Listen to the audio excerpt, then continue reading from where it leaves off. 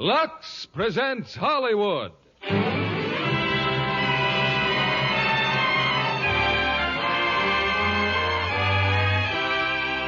Lever Brothers Company, the makers of Lux Toilet Soap, bring you the Lux Radio Theater, starring Gregory Peck and Virginia Mayo in Captain Horatio Hornblower. Ladies and gentlemen, your producer, Mr. William Keighley.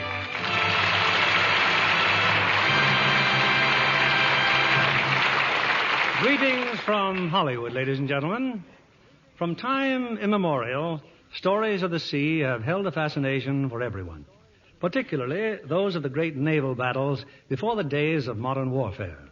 Tonight, we bring you Captain Horatio Hornblower, adapted from the famous tales of C.S. Forrester, and tell you the story of a hero in the days of Britain's dominance of the seas. As our stars, we present the handsome and talented team of Gregory Peck and Virginia Mayo, recreating their original roles in this Warner Brothers screen adventure, which, by the way, can still be seen at your favorite neighborhood theater. And I believe there's still a rumor going around that a sailor has a girl in every port. Well, now, that's not so surprising, knowing that girls all over the world can purchase Lux Toilet Soap. Yes, you can sail the seven seas and find Lux girls, because women everywhere are devoted to Lux Toilet Soap for their complexion care. The curtain rises on Captain Horatio Hornblower, starring Gregory Peck in the title role and Virginia Mayo as Lady Barbara.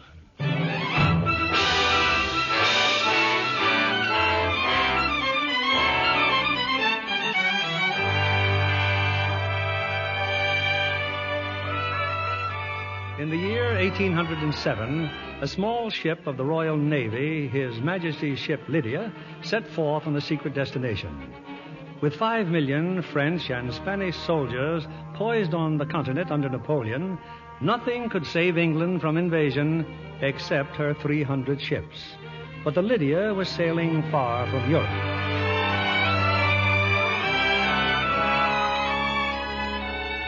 We'd been at sea now for 7 weary months and had covered 10,000 miles. But only one man aboard knew our destination and what we would do when and if we got there. Captain Hornblower. Our stores of food and water were all but exhausted. The day came when I felt duty-bound to speak up. I think I know what you've come to tell me, Mr. Bush. There are 39 men sick and off duty. Scurvy. Yes, sir. And 8 dead. 9 dead, Mr. Bush. Hazlitt died a few moments ago. Hazlitt? I didn't know, sir. He was a good topman. Forgive me, sir, but we've got to put ashore for food and fresh water. The Lydia will stay at sea until we reach our destination. Sir, I don't know what our mission is. All I know is that 3 more days of this, I can't answer for the life of anyone aboard. Mr. Bush, you may tell all hands that we'll reach our destination within 2 days.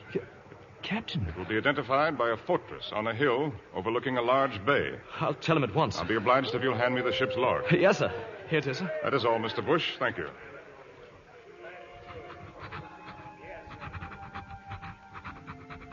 I have sent word to the crew that our voyage is almost ended. I tell them this only to keep hope alive. I pray God my calculations are correct. It must come, or we shall all surely die.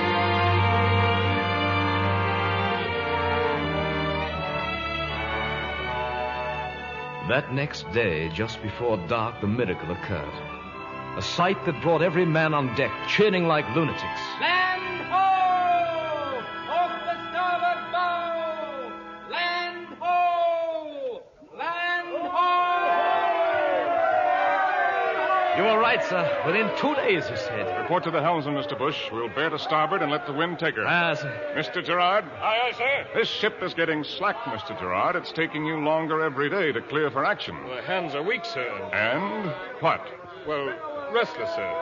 7 months without sighting land until now, sir. An officer who cannot control his men is not reliable.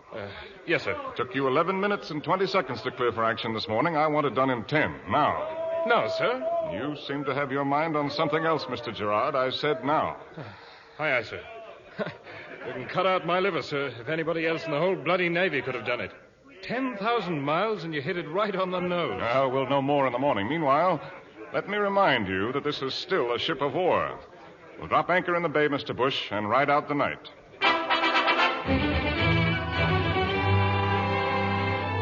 Through the mists of the following morning, we saw the fortress, testifying to the incredible navigation of Captain Hornblower.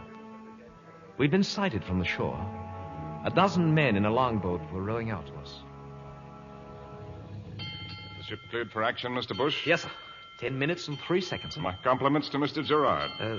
That boat, sir. They are His Majesty's allies, Mr. Bush. Allies, sir? Don Julian Alvarado, a prince of this country, has been persuaded to revolt against Spain. Then our cargo of arms is for him? If Don Julian can conquer Central America and his chances look promising, Spain will have to take ships and men from Napoleon to preserve these colonies. Prepare to take our callers aboard, Mr. Bush. 20 minutes later, they stood on our deck. Dark, ugly men with a great show of arrogance. I'm Don Jose Hernandez, Admiral in the service of El Supremo. You're Captain Hornblower? I am. You said El Supremo, senor. That means the Almighty. El Supremo was formerly known to men as Don Julian Alvarado. And where is this Supremo? In his fortress. You will come with me now. I'll be ready in a moment, Mr. Bush. Sir? Here are the keys to my dispatch box. The box contains the Admiralty's instructions. If I am not back by midnight, you will assume command. Not back, sir. But you said they were our friends. You have your orders, Mr. Bush.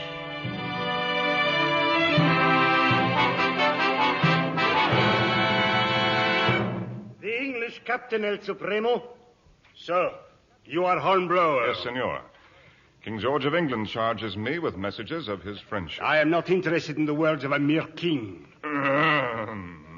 Have you brought me the guns and powder for my conquest of the Americas? 1,000 muskets, 1,000,000 rounds of ammunition, and cannon for your fort, senor. Human beings do not address me as senor. Make arrangements with Admiral Hernandez for landing your cargo. I will hand over nothing until my ship is reprovisioned. I have given you an order. Outside this fort, you saw the bodies of 50 men hanging by their feet. They, too, disobeyed me. If I am not back aboard my ship within 1 hour, she will train her guns on this fort and reduce it to rubble. With you here? No, I think not. That is my order. Such earthly matters are beneath me. We are allies. What are your needs? I have a written list of everything I want, but not one musket until our needs have been filled. Take it, Hernandez. Start now.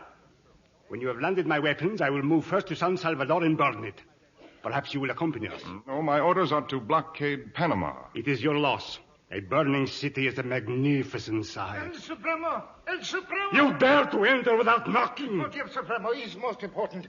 Another ship has been sighted from the South Supremo, the Natividad. You are in luck, Capitan. A visitor from Panama. Oh, and ally? I hardly think so. 3 months ago, the Spanish viceroy sent a diplomat. He warned me to curb my political ambitions. In answer, I sent part of him back to Panama. His head, to be precise. Oh, then the Spanish already know of your plan. This visitor comes to destroy us. She's a ship of 60 guns. When does she arrive? Lopez. He's still a great distance away, not before dawn, Supremo. I must take measures to prepare my ship. See that my provisions are sent out immediately. After which you will capture the Natividad and turn it over to me. You make it sound very simple, senor. Any ship I capture belongs to my king. Your king does not wish to offend me. You were told to aid me in my conquest of the Americas. Cannot surrender a British prize without authority from the Admiralty. With 2 ships, we could crush all of Central America. Take the Englishman back to his ship. Consider carefully, Captain Hornblower. My friend, my ally. But a ship of 60 guns, sir? If she finds us here at anchor... We're in the lee of a great point of land, Mr. Bush. Now, here in this bay will not be sighted. Send your best lookout ashore. Station him at the top of the hill.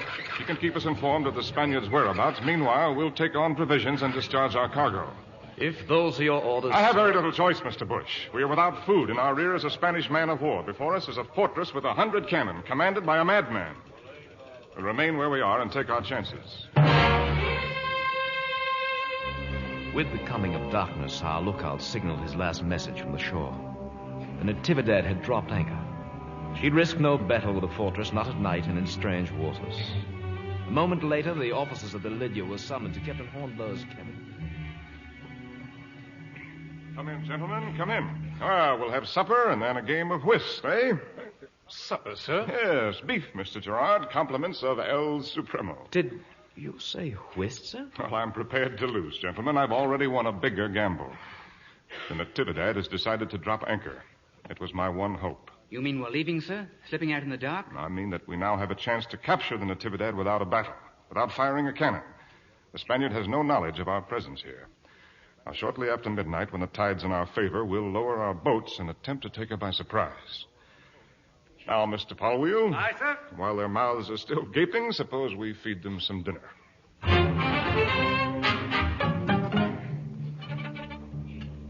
By midnight, he was in a far more sober mood. Again and again, we rehearsed every step of the surprise attack. And then, with oars muffled, we rowed through the darkness. The fight was brief. In a matter of minutes, the Natividad was ours. All hands accounted for, sir. 6 wounded, none dead. Very good, Mr. Bush. Tell Mr. Longley to take the wounded back to the Lydia. Aye, sir. You are captain of this ship, senor? I am. You may retain your sword. Mr. Gerard, you will remove this gentleman and his officers to the Lydia and put them in irons. But we have surrendered, senor. There are articles of war. Tomorrow morning, Don Julian Alvarado will be coming aboard this ship. If he so much as sees an officer, he'll have you all killed. And those are his articles of war. Stand by, Mr. Bush. I want to look at this ship. She's a beauty, sir. Worth at least 120,000 guineas. It gives every man in the crew 50 guineas prize money. Natividad is not a prize ship. I beg your pardon, sir. She's to be used by our ally, Don Julian. You're giving her away. But, sir, your own share had come to at least 10,000. I asked for no figures. But, sir, you said yourself that Don Julian's mad. I alone will have to answer to the Admiralty for this decision. Now get your party together and we'll go below.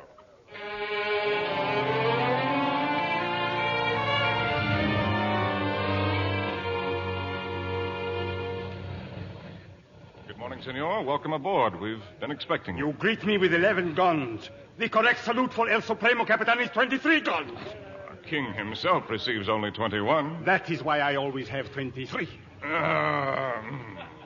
About last night, you killed many? No, I didn't want to deprive you of your crew, Supremo. I shall kill the officers and then replace them with my own. Where are they? I greatly regret that I threw them overboard earlier this morning. With their hands and feet tied, of course. Oh, that is a pity. We shall sail north from here tonight. You will proceed south to blockade Panama. As those were my orders, senor, I shall lose no time in fulfilling them. Assemble forces, Mr. Bush. We're returning to the Lydia.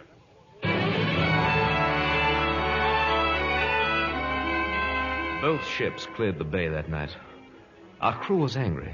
They'd lost their prize money given away by their captain to an insane killer. We were still grumbling about it 5 days later when we picked up a small lugger flying the Spanish colors and a white flag.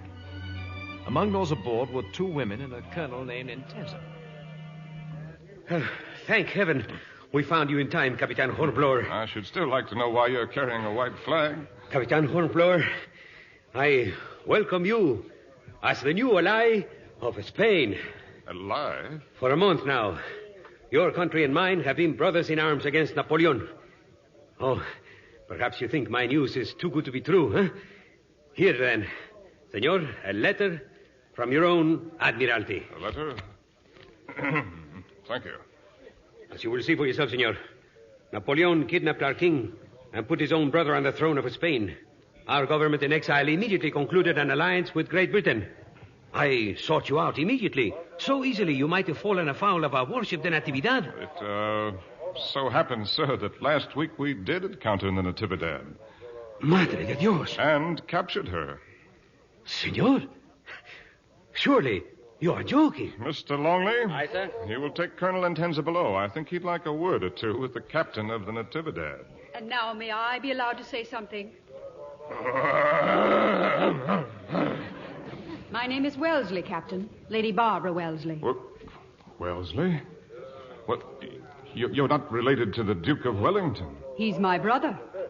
But you, ma'am, on a On a Spanish lugger? There's yellow fever in Panama. When Colonel Intenza set out in search of you, he was kind enough to allow me to go with him. Oh, but in the name of all common sense, ma'am, why? Because I require passage to England for myself and my maid. Aboard the Lydia? What other British ship is in these waters, sir? Do you suggest we swim home? I suggest that your ladyship get back aboard that lugger, that you cross the isthmus and embark on a ship which has frills and fancies enough for women passengers. Captain Hornblower, last week 1,000 people died in Panama of yellow fever. Oh, may I ask why you were there in the first place? Because the British packet I was sailing on was captured by the Spaniards. And I must say I was treated by the enemy with more courtesy than I have so far received from the captain of His Majesty's ship Lydia. Exactly. Capitan Hornblower, it cannot be true. The Natividad. You gave her to the rebel, to Alvarado? I did exactly that, senor. But you already wore our ally. Do you realize what you have done? We have no other ship of war in the Pacific. They will burn our ports, bombard our cities. Yes, I am well aware of the situation. Your ladyship, this removes any possibility of your remaining aboard. Indeed. I have no choice but to pursue the Natividad. We'll be engaging a ship twice our size. If we're defeated, you'll be in the hands of a butchering maniac. And if I return to Panama, I'll probably die of the fever. Since there's a good chance of death in either case, I must insist on making the choice myself. But you don't seem to But, Mr. Gerard, Lady Wellesley will be moving into my cabin. I must ask you to return to your lugger at once, Colonel. Mr. Bush? Yes, sir. Get this ship underway. I want every stitch of canvas she'll carry. I hope I'll not be disturbing the ship's routine, Mr. Gerard. Oh, no, not in the least, ma'am. I'm afraid your captain thinks otherwise. He's got a lot on his mind, ma'am. If he doesn't retake the Natividad, he's in for serious trouble. Surely it isn't his fault that Spain changed sides in the war. I'm afraid the Admiralty won't stop to consider that, ma'am. You're fond of the captain, aren't you? Ma'am, he's the best officer in the service.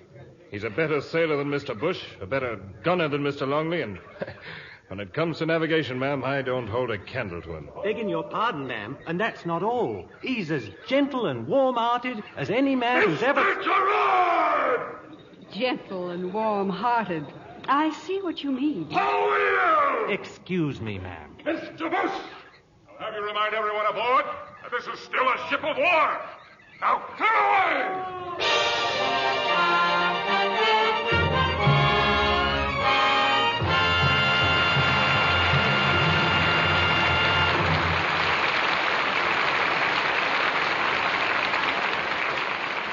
In a few moments, we'll return with Act Two of Captain Horatio Hornblower.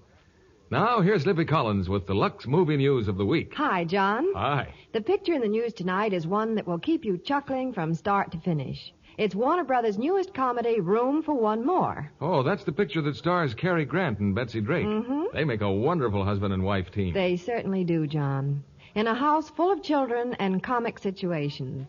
Papa Cary and Mama Betsy are blessed with 3 offspring of their own, and they adopt 2 more. A brave and wealthy couple. No, John, just an average couple who believe that children make a home.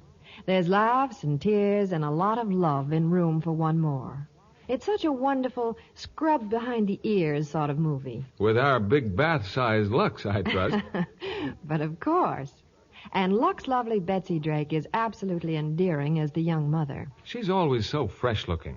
Betsy told me that after working all day with 5 little dynamos, she really needed a beauty pickup and appreciated her Lux soap beauty bath more than ever. That's a beauty trick every young mother should learn. And every young girl. In that creamy Lux lather, the tiredness seems to float away. Your spirits get a refreshing lift.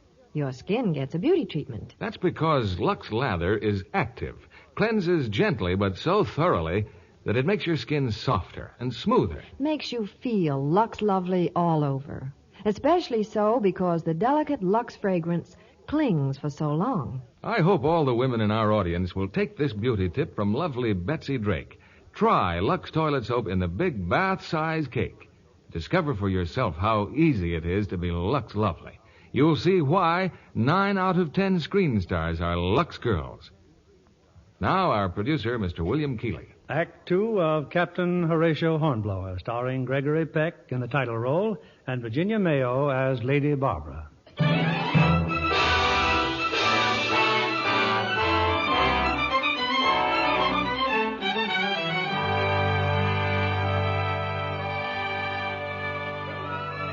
Our course was now southerly, in pursuit of the Natividad. Each day the glances of the crew lingered longer and more openly on Lady Barbara Wellesley and her maid. And each day Captain Hornblower became more irritable. I will tell you once again, Mr. Bush, we are not on a pleasure cruise. Our lives and our passengers' lives depend upon this ship being properly handled. You will inform her ladyship... There'll be no need to inform me, Mr. Bush. Captain Hornblower has a way of making himself heard even above the wind. All I ask, ma'am, is that you use a little more discretion. Can two women really be so distracting, Captain? May I remind you, ma'am, that my men have been continually at sea for more than 7 months. And you, sir? How long have you been at sea? Sail ho! Sail off the larboard bow! Sail ho! The Natividad, sir. We've overtaken her. Mr. Gerard, conduct Lady Barbara and her maid to the cable tier. They will remain there until the action is over. Port your helm. Keep as close to the wind as she'll lie. The cable tier, Mr. Gerard? What if I refuse? I should then have to carry you, ma'am. Orders, milady. You'd get me shot if you didn't. I shouldn't want to do that, Mr. Gerard. Mr. Longley, beat to quarters. Clear for action. Aye, sir. Beat to quarters! Don Julian will be in for quite a shock, sir, when he gets his 23-gun salute broadside. No, I'm afraid not, Mr. Bush. They're running out their cannon. Looks as though he's heard the news, too. She's got twice our gun, twice our men. We can't stand off and pound her. We can't go in and board her. Well, that makes our decision very simple, Mr. Bush. We'll have to outsail her and hit when she can't hit back. Pass the word, Mr. Bush. Starboard battery load and stand by. That's it. Starboard battery, load and stand by. It was not our guns that sunk the Natividad that day, nor the bravery of our crew, so much as the skill and the instinct of the man who led us. A man who knew wind and sail and water so intimately that in his hands the Lydia was almost human, dodging, feinting, heeling, wheeling, and all the while pouring a deadly fire into the heart of the enemy, till she disappeared beneath the waves. It was a great victory, sir. The men, I should like a word with the men. Yes, sir. All hands, tense up. All hands, tense up. Our mission in the Pacific is finished, gentlemen. Thank you for the manner in which you've all carried out your duties. Your conduct today will be brought to the attention of the Admiralty. You had a right to hope for prize money. In that regard, I've failed you. You'll find us another prize, sir. It's a big ocean. Well, there's little left that I can offer you except my gratitude and a double ration of rum all round. Dismissed. Mr. Gerard? Sir? I've told you I wanted decks cleared for action in 10 minutes. You did it in 8. I'm much obliged. Thank you, sir. Well, she's a sorry-looking ship, Mr. Gerard. Give us a couple of weeks, sir. She'll be as good as new again. Oh, clear the wreckage as quickly as you can. How many dead, Mr. Bush? It'll be close to 20, sir. 20 dead. Well, I'll go below and see the wounded. Yes, sir. Oh, who's with them? McCrae, sir. Bush again. And her ladyship, sir. What? She insisted on helping, sir. There are so many. She's down there in all that mess? There was no stopping her, sir. Why, she disobeyed orders. She's a stubborn woman, Mr. Bush. Yes, sir. For which the wounded and I give profound thanks.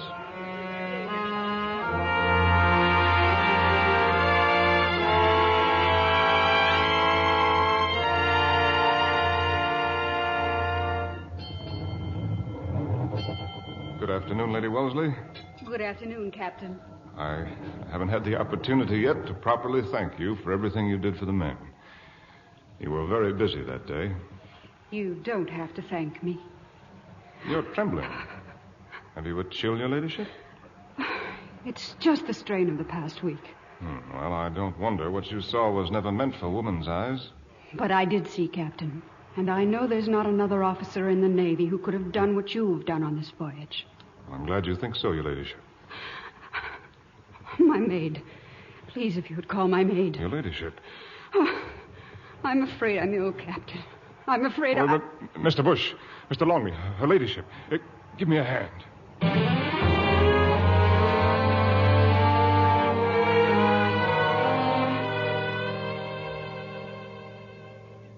still unconscious, sir. Could the maid tell you anything? The maid's hysterical. She says it's the fever. Yellow fever from Panama. Maybe she's right, sir. And our surgeon dead. Bring me the medical books from the sick bay and more blankets. But don't come in. Just push them inside the door. If it's yellow fever, this cabin will have to be quarantined. What else could it be, sir? I don't know, but swamp fever and yellow fever have the same symptoms in the beginning. When will you know? Well, if it's swamp fever, her temperature will break in 72 hours. If it's yellow fever, well, just bring me those books, Mr. Bush.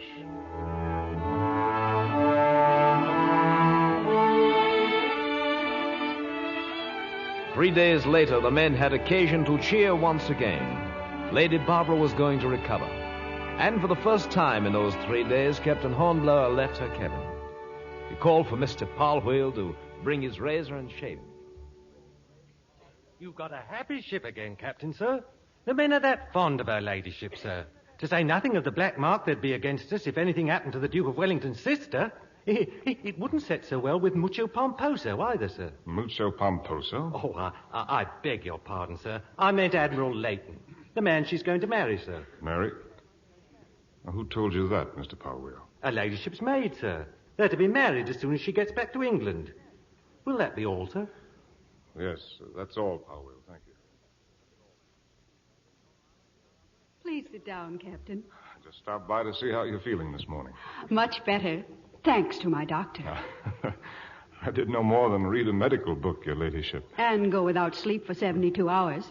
Yes, I know. Mr. Polwheel told me. Now, Mr. Polwheel might have added that that's not at all unusual for a sailor, your ladyship. I do wish you'd call me Lady Barbara instead of your ladyship. Well, if you wish, ma'am, thank you.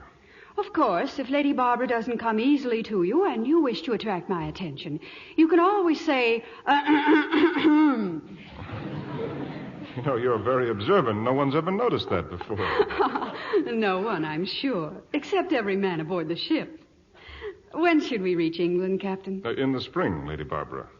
It will take that long. Well, I know how anxious you must be to get home again. I'll do my best, Lady Barbara. I'm sure you will. Thank you.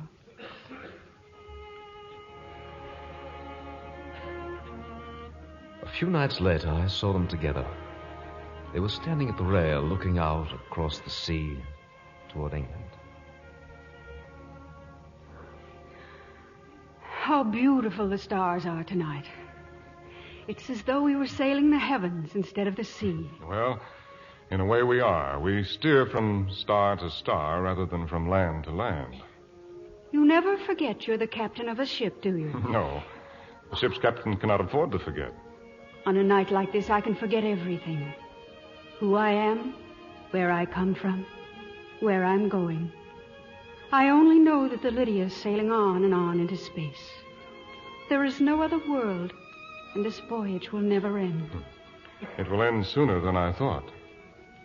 Is that what you really want? A quick passage?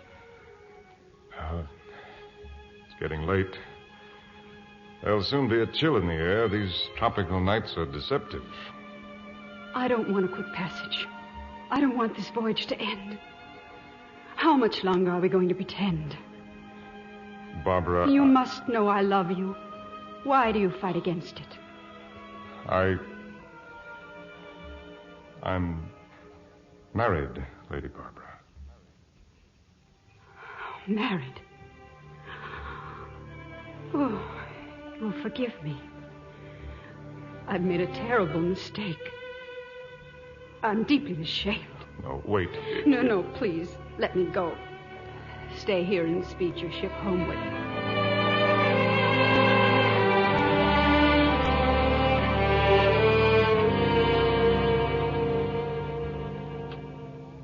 For 2 weeks, they avoided each other.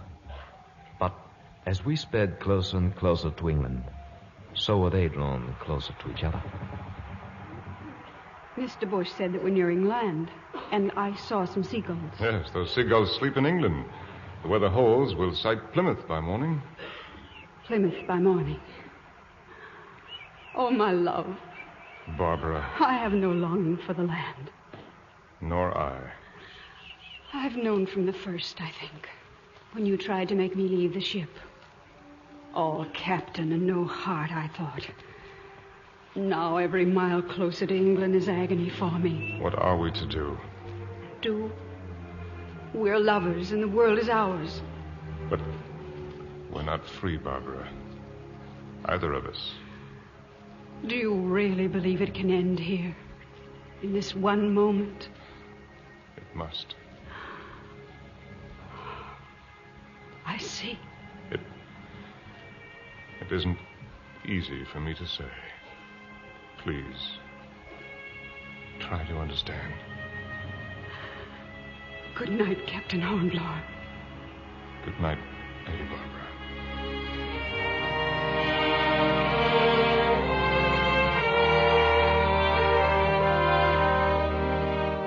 The next morning, we dropped anchor in Plymouth Harbor. An honor was waiting our ship. The first from shore to board her was an admiral, Sir Rodney Layton. Captain Hornblower, at your service, sir. Lady Wellesley is aboard, is she not? She's been informed of your arrival, sir. Well, you return a famous man, Captain Hornblower. Of course, it's my personal belief that you were very fortunate to sink the Natividad, having first given her away. And on your own initiative, I believe. It seemed the best thing to do at the time, sir. But really, Hornblower, giving away a 60-gun prize to a madman? I stand ready to answer for my actions, In sir. addition, you risked the life of the Duke of Wellington's sister. I apologize for that, sir. I, too, value Lady Barbara highly. We're going to be married. Yes, so Lady Barbara has told me, sir. Yes, I suppose a ship of this size is rather confining, and confidence is freer than under normal circumstances. Oh, here you are at last, my dear. How good of you to come aboard. Well, you've no idea how concerned I've been for your welfare. That was sweet of you, but you had no reason to worry. Oh, I'm glad to hear that. Well, shall we go? Your family awaits you impatiently in London. Yes, of course. Goodbye, Captain Hornblower. Lady Barbara? Thank you for your kindness. 10 shots!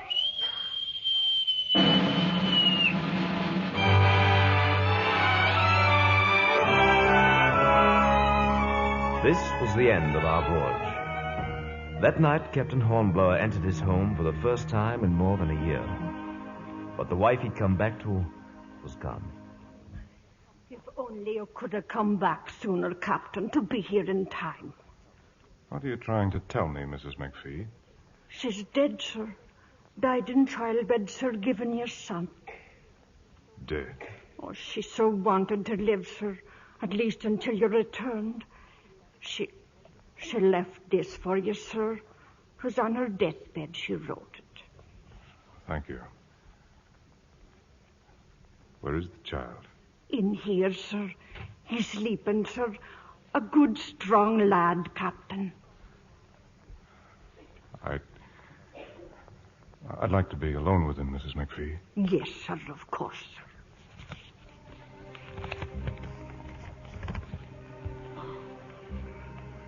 Not knowing where you are, I cannot send these last words to you. But I pray you will come back to read them. Do not forget me completely when I'm gone. Though we've been married for 15 years, in all that time, we were together for only 15 months. One Christmas, 2 birthdays. But I am not sorry for the years. I know you have not loved me deeply, but I have loved you more for never betraying it to me. Maybe you have saved your love for our son. Come to him soon. Your devoted wife, Maria.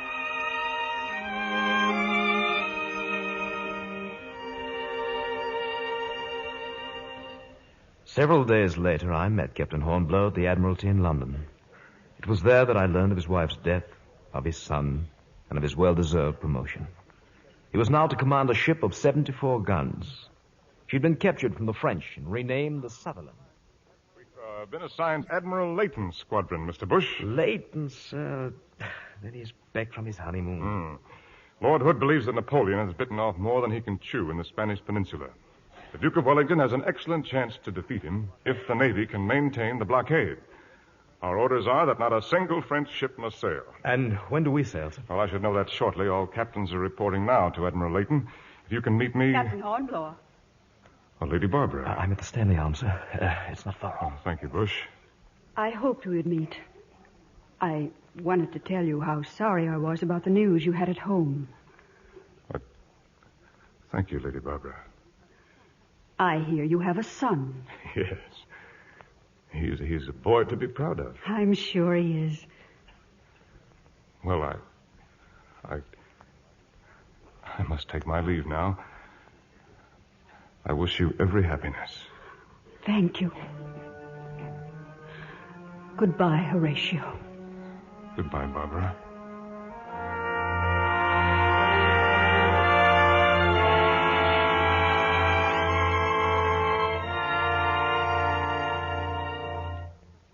So it's fortunate we're all here, gentlemen. Some startling news has just arrived. Under cover of a thick fog, 4 of Napoleon's ships have broken out of our blockade at Brest. We must be after them at once. Any idea what course they took, sir? The only place they could go is to the Mediterranean.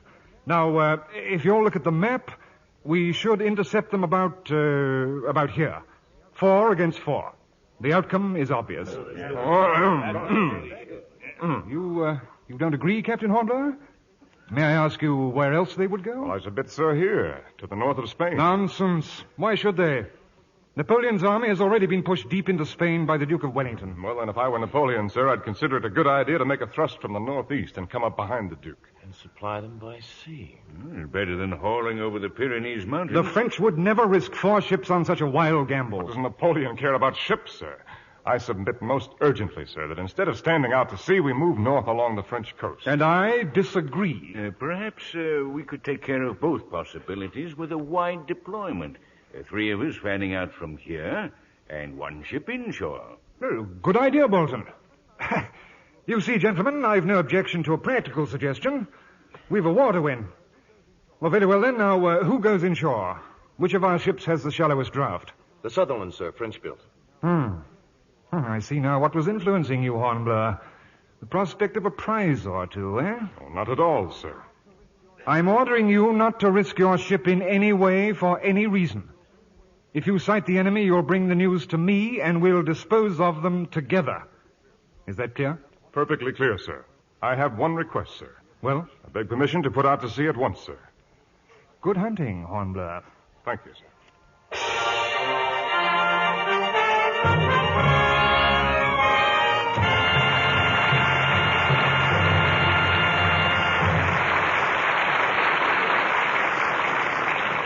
We'll be back with Act 3 of Captain Horatio Hornblower in a few moments. But first, my guest for tonight, Miss Virginia Gibson. You know, she's one of the busiest young players on the Warner Brothers lot. Thank you, Mr. Keeley. Now, blush prettily, Virginia, while I tell our audience. You know, Miss Gibson has that devastating combination. Red hair, blue eyes, and a Lux Lovely complexion. You do have me blushing and looking for a quick change of subject, like the rumor that's all over Hollywood. About the coming Academy Awards. Rumor has it that the Warner Brothers presentation, A Streetcar Named Desire, will be a top contender for the year's Best Picture. Well, the New York film critics voted it the best English language picture, with awards for the director, Elia Kazan. And for Vivian Leigh in her role opposite Marlon Brando. Now, if Mr. Kazan and Miss Leigh win Oscars from the Academy... Which they're likely to. For in A Streetcar Named Desire, Vivian Leigh proves once more she's a great actress. And a beautiful actress. Oh, just to look at her complexion makes me more devoted than ever to my Lux soap facials. It's easy to see that you're a Lux girl, Virginia. That almost goes for granted in Hollywood. I don't need to tell you that Lux toilet soap is Hollywood's favorite beauty care. With good reason. Screen stars know that daily Lux facials make skin softer, smoother, really Lux Lovely. And they're so easy. You simply cream in the rich, active lather for gentle, thorough cleansing. Then rinse with warm water and splash with cold. You can see right away, John, that your skin looks really lovelier, so soft and fresh. Thank you, Virginia Gibson. Why don't you try Hollywood's Beauty Care, daily Lux soap facials? You'll see you can be Lux Lovely. Remember, 9 out of 10 screen stars use Lux. We pause now for station identification. This is the CBS Radio Network.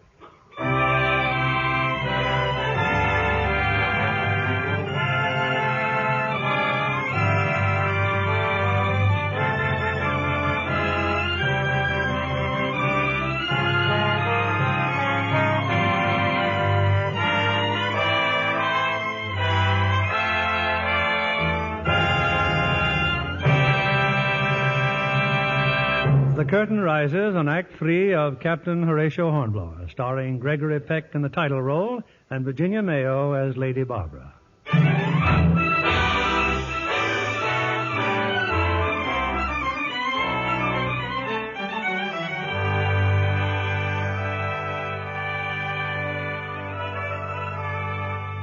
We were bound now for the Spanish coast in search of the 4 French warships, and under strictest orders not to engage them without Admiral Layton. We'd been at sea less than 24 hours when we sighted a French brig. For some amazing reason, she made no attempt to run away. She must think we're French, sir. Well, we can hardly blame her, Mr. Longley, considering we're French-built. It's her signal flags that puzzle me. Just 2 letters, sir, M and B. Not in the code. Well, she'll start running fast enough if we don't answer. We'll port helm, Mr. Bush, and put one across her bow. Aye, sir. Port your helm. Fire when ready, Mr. Girard. Ready now, sir. Steady! Fire! She's lowering her flag, sir. Take a boat and board her, Mr. Bush. Bring her under our lee, and then I'd like a word with her captain. Lively now, we may just be wasting time.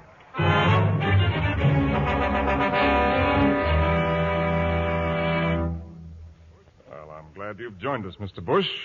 I'm having a little difficulty with our captain here. Oh, shall I flog it out of him, sir? No, I don't enjoy brutality, Mr. Bush. Just take him up on deck, chop off his head, and give his body to the cook. No, Capitan. No. I tell you what you want to know. Well, then perhaps you'll tell us what that signal means, that MV. It is French recognition signal. Well, that may be very useful, Mr. Bush. Tell off a prize crew to sail the brig back to England. Brig and cargo ought to be worth 2,000 pounds, sir. What is the cargo? 40 tons of powder, sir. 100 casks of beef, 1,000 bushel of oats. 1,000 bushels of... You know what that means? A lot of horses, I'd say, sir. And horses mean cavalry. You, where were you bound? Come on, man, or I'll guillotine you here and now. Where were you bound? La Teste, Capitan. The port of La Teste. There's no army near La Teste.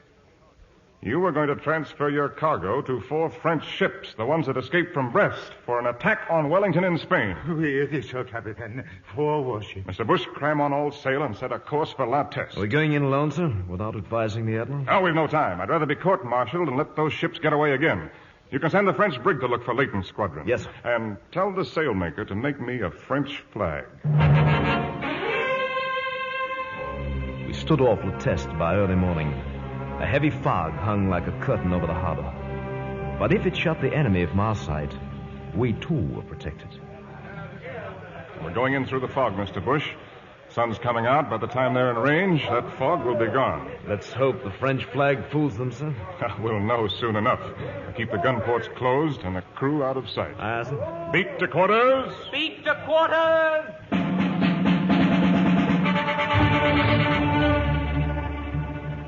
40 minutes later, they rose out of the mists before us. 4 gray ghosts side by side in the harbor. Slowly, steadily, we closed in.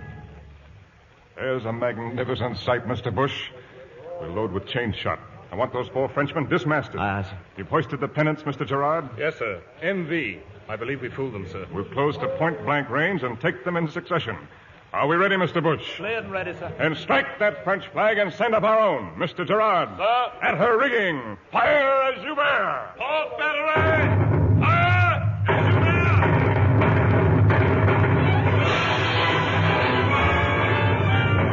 I think that even the least of our crew felt that we were destined for destruction.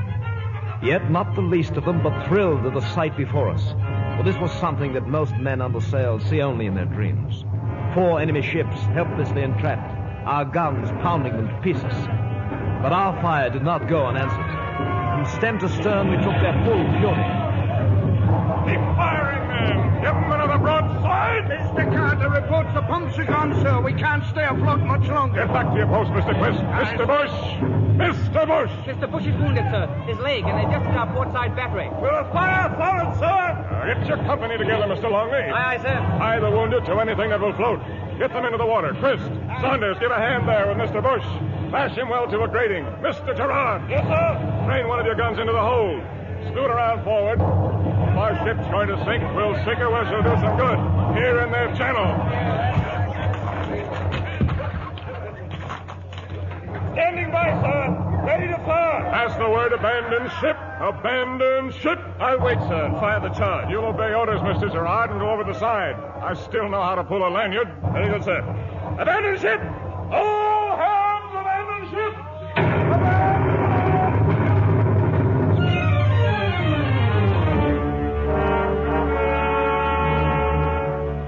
We weren't far from the shore. Most of us made it, the tide bringing in the wounded. They were waiting for us on the beach, French Marines and soldiers. We were taken to a prison. Some hours later, Captain Hornblower joined us there. I can now tell you for certain that 2 of the French ships have sunk. The other 2 will never get through the channel. By nightfall, Admiral Layton and the squadron should be here. That means you'll all be free. Now, where's Mr. Bush? He's aft, sir, with the other wounded.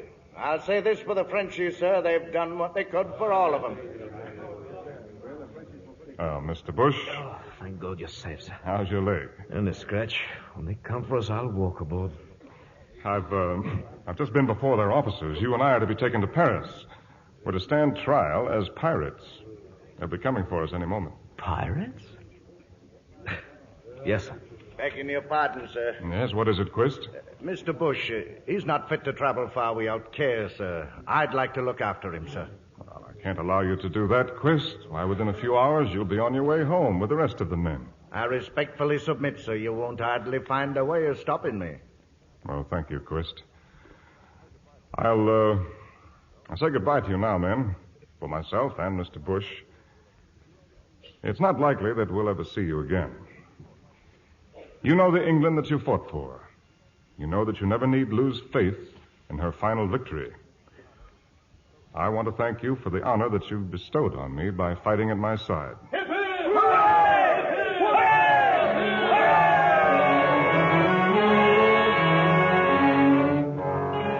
The coach was waiting for us outside the prison. The colonel in charge and men on horses. There was a great haste to get us underway. Bush, how do you feel? Oh, it's not my leg that's worrying us. It's knowing that you won't even try to make a break as long as I'm here. I'm afraid he's delirious, Quist. He's talking sense, sir. There's just their colonel and the 4 men. I'll stick with Mr. Bush. No, it's all or none of us. Well, that's going to be a long journey. Suppose we all try to get some sleep. Sometime later, I became aware that we'd stopped. Quist was climbing back into the coach, and outside I could hear the French officer shouting at his men. Montez, montez! En voiture vite! Avant cocher! Oh, what was wrong, Quist? I'm afraid I dozed off. Something wrong with their starboard wheel, sir. They didn't want to get their delicate hands dirty. No, it's dark out, eh? Aye, sir, and storming, too. You've been sleeping, sir. Are you all right, Bush? All I needed was a little rest. Just the same, Captain. I think we'd better keep a tight hold on him for a bit. That coach wheel. I made a terrible job of fixing it, sir. Ought to be flogged for it. How bad a job, Quist? First good bump we hit, she's coming off. It'll be then or never, sir. It happened a few moments later. I remember the crash as the coach overturned, the screaming of the horses, the shouts of the Frenchmen. I must have struck my head, for to this day I do not know exactly what did happen. When my senses returned, we were lying in some bushes next to a river. Quist, look. He's coming around. How do I get here? Begging your pardon, sir. I carried you. Oh, Quist. Sir, how bad is it? I don't know. How's the leg? I've forgotten all about that, sir. How did we get away? Well, when the wheel snapped, the horses broke their lines. That and the storm, some deplorable shooting, and here we are. And where might that be, sir? Now, this river is probably a tributary of the Loire. If we continue, we should eventually reach the port of Nantes. And after that, sir? Well, beyond that is the sea. Meanwhile, we'll need clothes for disguise and a boat to take us down the river. I never meant to tell you, sir, but before I joined the Navy, I served a term for theft. With your permission, sir, I'll do some reconnoitering. Well, be back before daylight, Quist. I will, sir, and I'll be coming back by boat.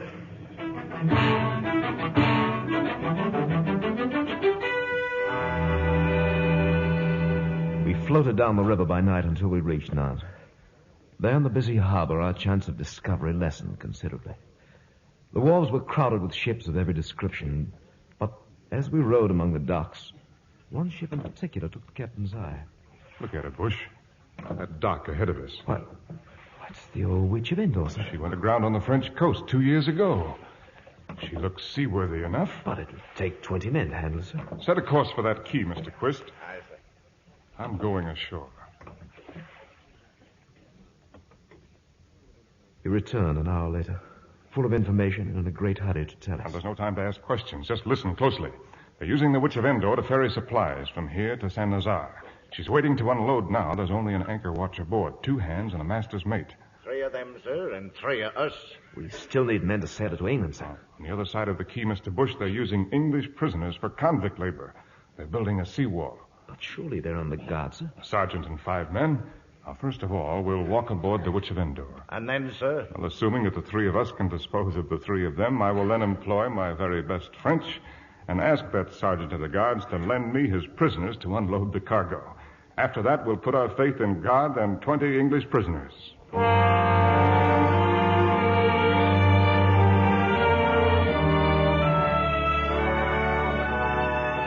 I have often wondered since what went on in the minds of the lookouts on the shores of Plymouth when first they saw the Witch of Endor butting through the English Channel, full sails aloft, our signal flags cracking in the wind. Take your glass, Mr. Garvin, and look at those flags. She's asking permission to come into port. The Witch of Endor? Captain Horatio Hornblower? It's a trick of some kind. Get on the telegraph. Signal the naval station. There's time for that. But if your eyesight's good and I'm sober, there's a dead man approaching England in a lost ship. It is the witch. I'd know that old girl's beakhead anywhere. Here, let me at the telegraph. Oh, blimey. Wait till those cockheads in town hear this. Lord Hood, sir. The message from the harbour lookout has just been confirmed, sir. It's the Witch of Endor, sir. Witch of Endor? Is everyone in Plymouth drunk, Woodford? They've confirmed Hornblower, too, sir, in private code. All Plymouth's wild with excitement, sir. Plymouth? If it really is Hornblower, all England will go wild. Well, why are you standing about, man? Meet him when he lands. Bring him here.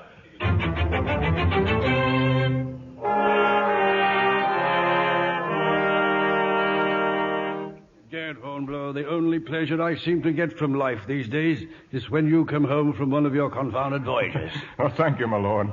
May I call your attention to the very gallant behavior of my first lieutenant, Mr. Bush, and Seaman Quist. Indeed you may.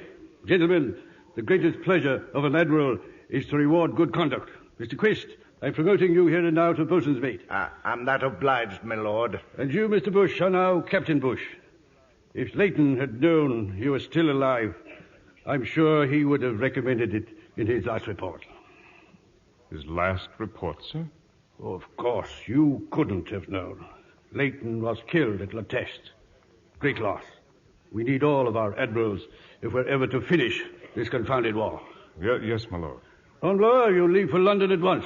Oh, I'm afraid I can't, sir. Can't? I wouldn't be surprised if there were a knighthood in it for you. Well, thank you, my lord, but I'd like to see my son first. Oh, well, in that case, you'd better be off. Give him my coach, Mr. Woodford. Oh, thank you, my lord.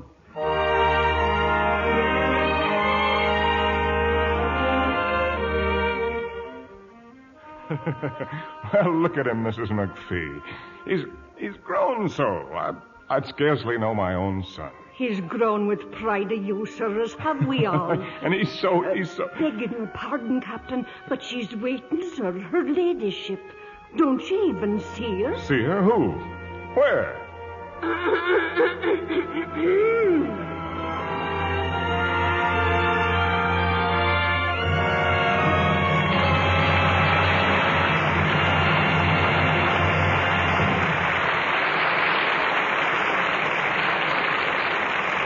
Our stars will return in just a minute.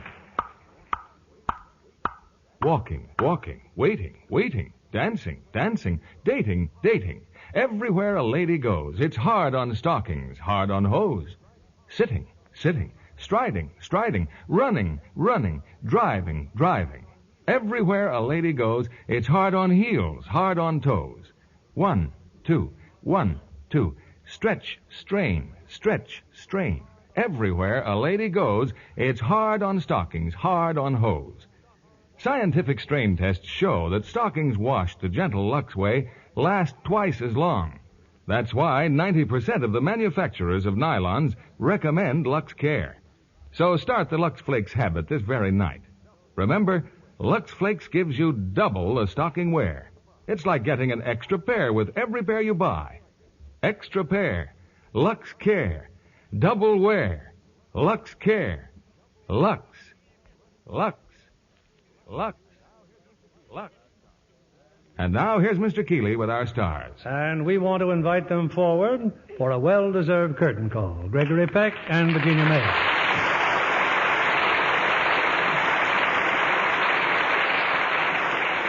Greg, you've always been one of the busiest men in Hollywood with your screen, stage, and radio work. So what's new? Well, I've just returned from New York, where I went to do a radio show, and I'm going right into another picture. And you, Virginia, what's going at Warner Brothers? This woman is dangerous. Is that a statement or a challenge? It's Joan Crawford's new picture in which she returns to a life of crime as the mastermind of a hold-up gang. Well, that is interesting news. Greg, didn't you finish a picture just before you went to New York? Yes, at Universal International. A World in His Arms. A World in His Arms. Well, now, I don't know about you, but if I were an actor, I'd prefer to have a Lux girl in my arms. Well, Bill, all the actresses I've played opposite have been Lux girls, just like Virginia. That's right, Greg. I've been a devoted fan of Lux toilet soap for years. And I'm a devoted fan of the Lux Radio Theater. So what's for next week, Bill? Well, next week, an exciting drama. It's the Paramount picture hit, Branded. The story of an outlaw who attempts to pass himself off as the long-lost son of a wealthy rancher, and then meets the beautiful girl who is supposed to be his sister. As our stars, three of everyone's favorites: Burt Lancaster, Mona Freeman, and Charles Bickford. I love the picture, Bill. Good night. Good night. Good night, and hurry back. For a truly luxurious beauty bath, screen stars say there's nothing like Lux toilet soap in the big bath size. Blonde and Lux lovely Joan Fontaine says, "I'm delighted with the generous bath size Lux soap. The active lather is so rich and creamy, and it leaves such a lovely flower-like fragrance on my skin." So try the satin-smooth bath cake Joan Fontaine recommends. You'll love the way Lux lather creams up, abundant in even hardest water. And this gentle, active lather makes all your skin softer, smoother, Lux lovely all over. Next time you shop, be sure to get this big, longer-lasting, bath-size Lux toilet soap. See for yourself why 9 out of 10 screen stars use Lux. Lux Toilet Soap Care is guaranteed by Lever Brothers Company to give your complexion a fresher, smoother, lovelier look or your money back. Lever Brothers Company, the makers of Lux Toilet Soap, join me in inviting you to be with us again next Monday evening when the Lux Radio Theater presents Burt Lancaster, Charles Bickford, and Mona Freeman in Branded. This is William Keeley saying good night to you from Hollywood. Heard in our cast tonight were Anthony Barrett as Mr. Bush, Charles Davis as Longley, Pewter Owen as Quist, Dan O'Herlihy as Gerard, and Jay Novello, John Dodsworth, Nelson Welch, Donald Morrison, Herbert Butterfield, Ruth Parrott, Fritz Feld, Irene Winston, Bill Johnstone, Jonathan Hole, Robert Griffin, Herbert Rawlinson, Stephen Dunn, and Eddie Marr. Our play was adapted by S.H. Barnett, and our music was directed by Rudy Schrager. This is your announcer, John Milton Kennedy, reminding you to join us again next Monday night to hear Branded, starring Burt Lancaster, Mona Freeman, and Charles Bickford. This is the CBS Radio Network.